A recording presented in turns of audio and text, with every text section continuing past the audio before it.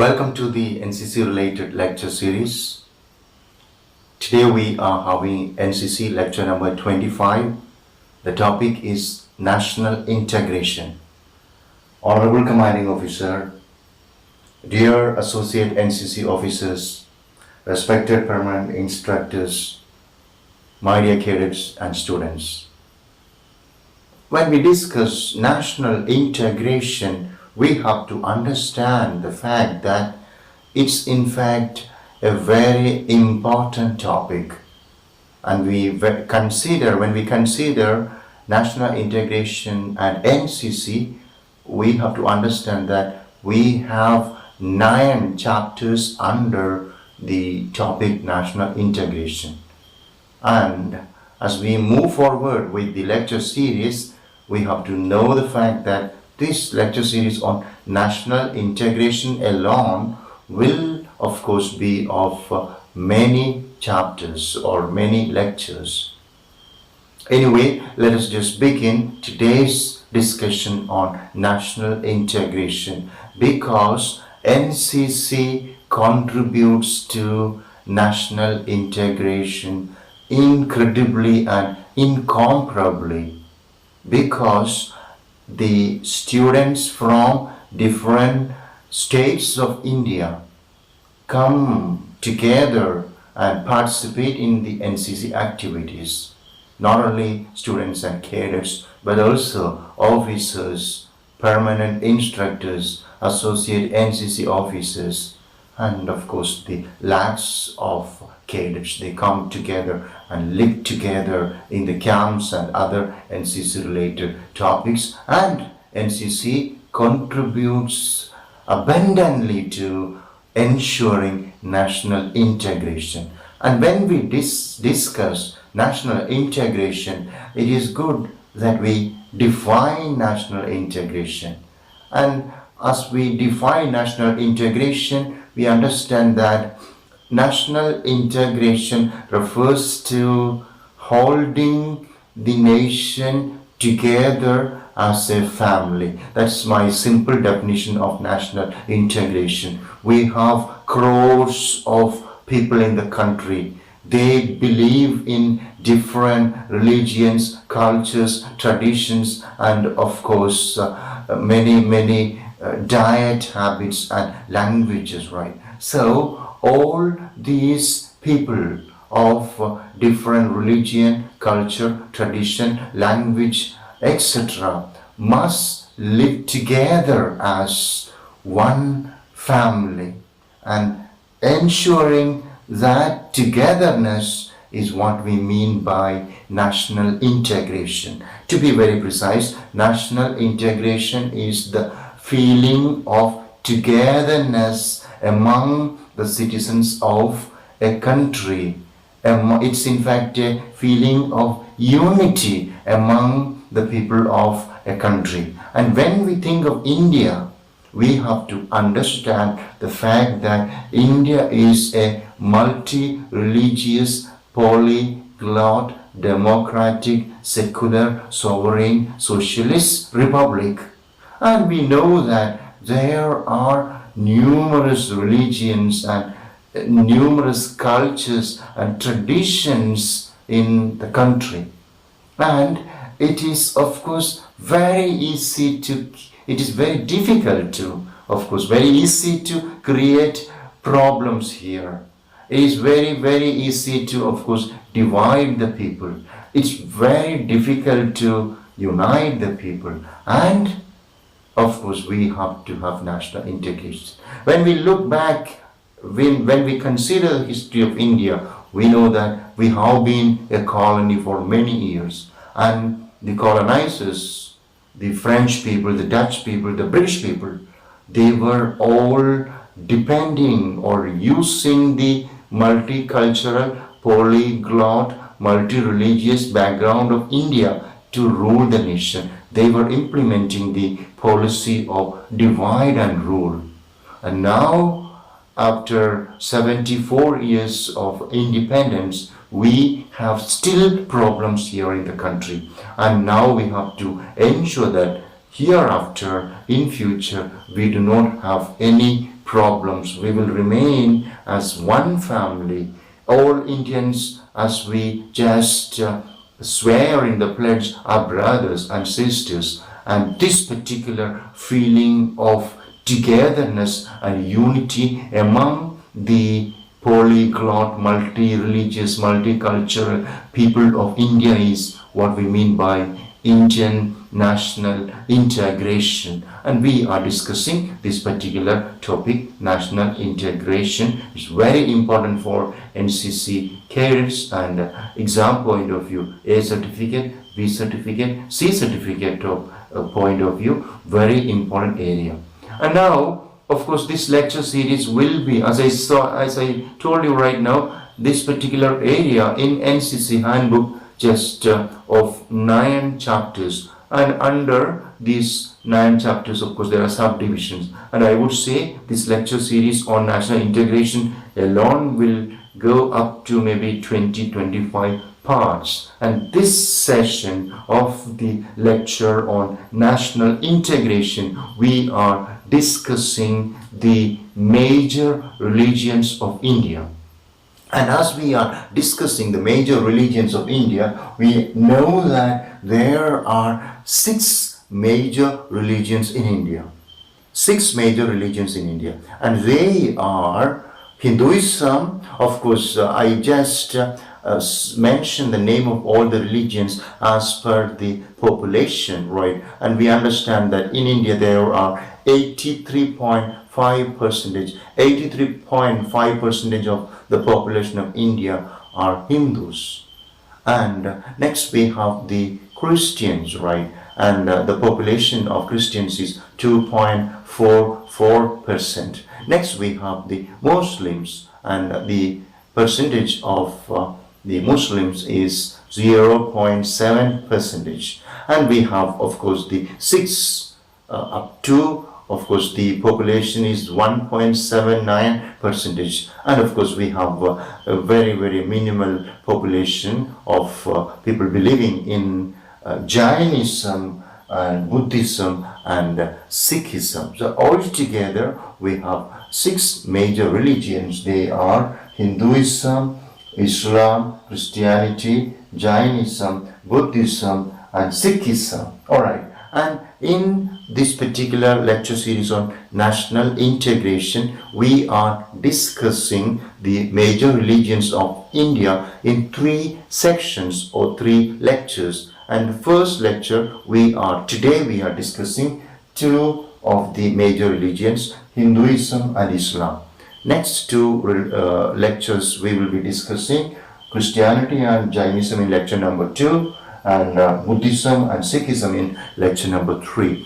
Okay, now let's just start our discussion of the major religions of India with the religion Hinduism. As I suggested or mentioned right now, we know that 83.5% of the population of India believe in Hinduism. And we understand that, of course, Hinduism is, of course, a religion which is having, of course, a lot of subdivisions within it, right?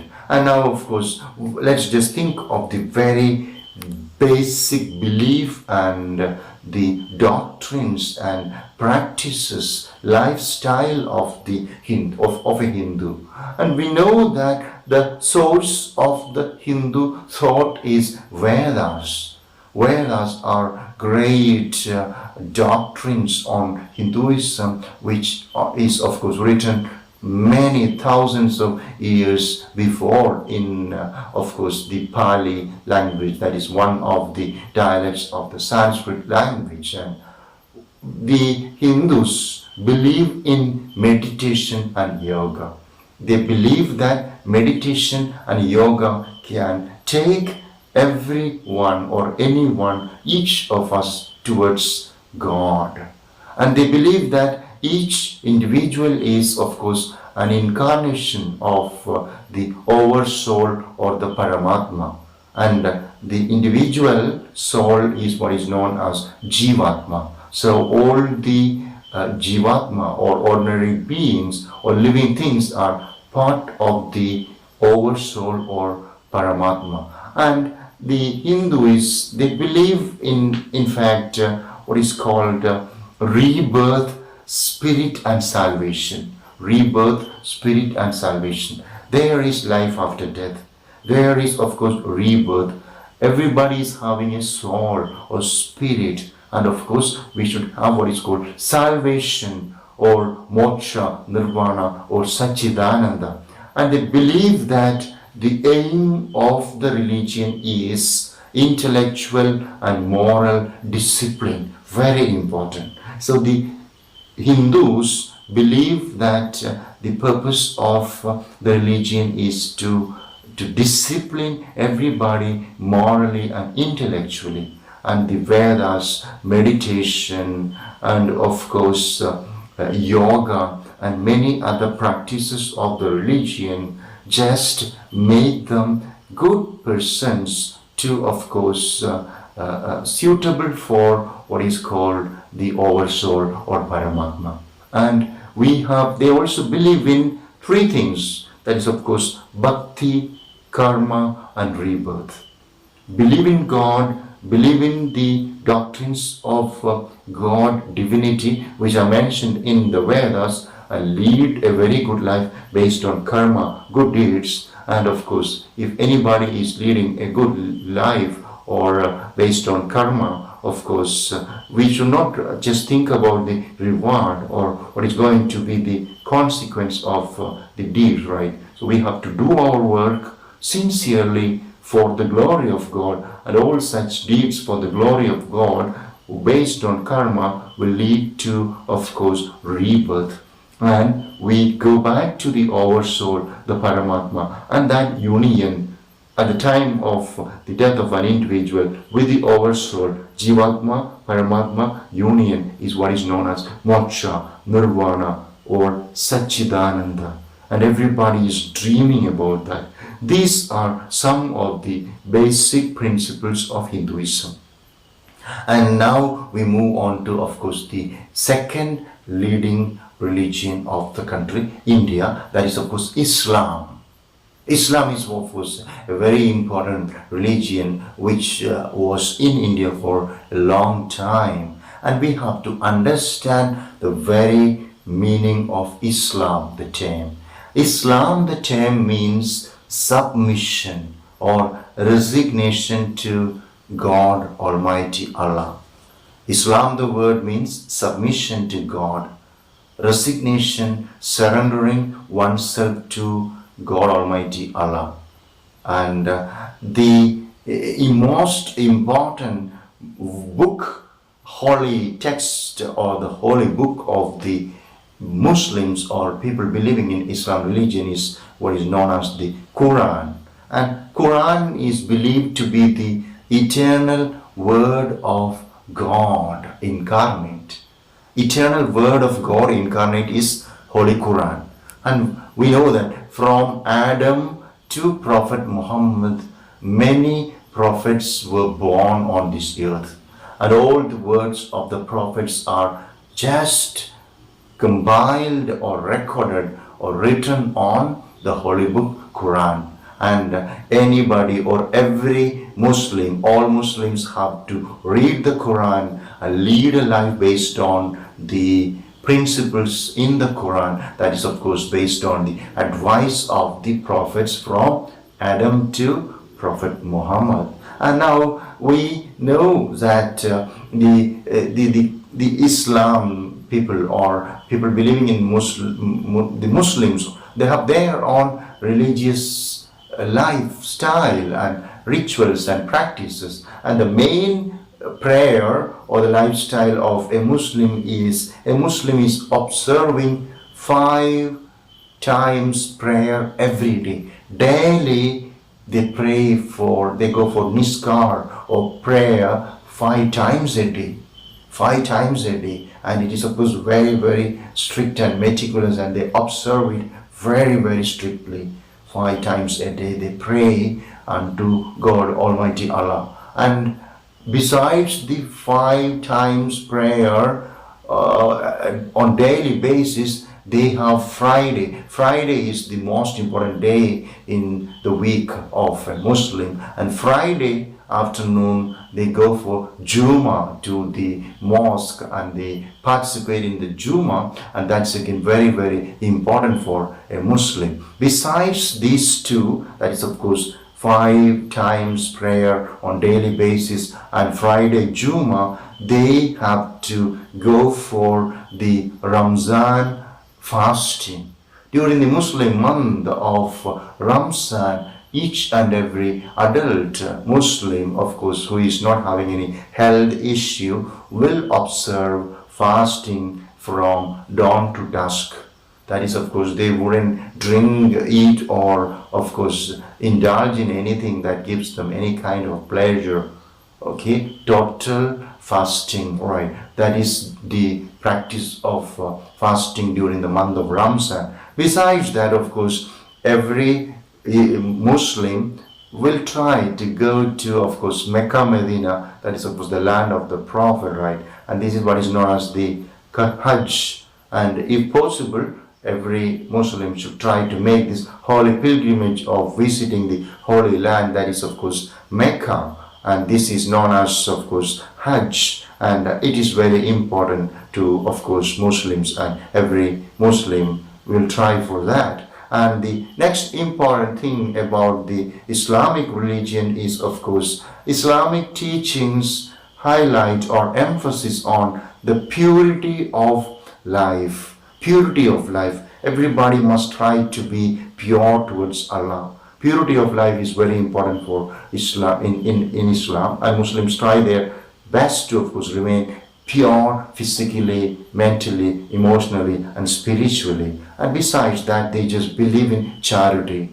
Charity is, of course, giving, helping the poor people, and they believe that you cannot reach Allah without loving and helping and serving your brother and sister in your neighborhood and in your society. And the emphasis on purity of mind and, of course, charity to, of course, the poor. And next important point the Muslims have is, of course, spread of brotherhood.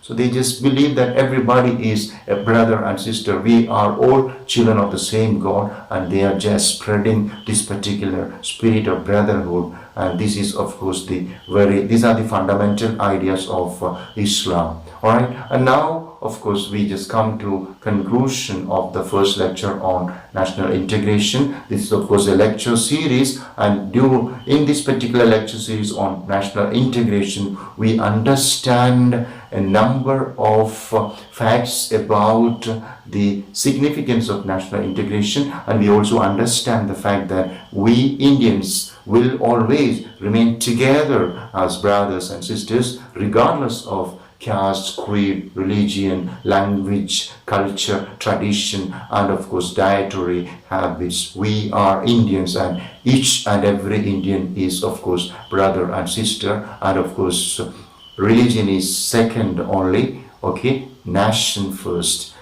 Our country is more important, and India is our religion. This is and we do not give undue significance to religion, although we have numerous religions in the country, and all the national leaders and citizens of the country try their best to, of course, remain together as Indians. And now today is, of course, the day of Onam celebration, and this particular day, Onam, is, of course, a national festival. And today, as we are celebrating Onam, of course, I'm just wishing you very happy Onam. May God bless you all. Thank you so much for listening. Jai Hind.